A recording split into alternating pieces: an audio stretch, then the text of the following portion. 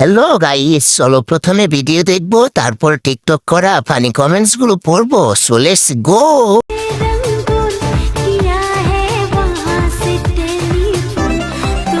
A few moments later.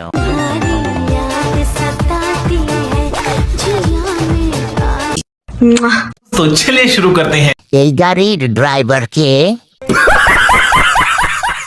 লাখো যুবকের crush. 1 litre দিবেন না, মানে সেমাই খাইতাম।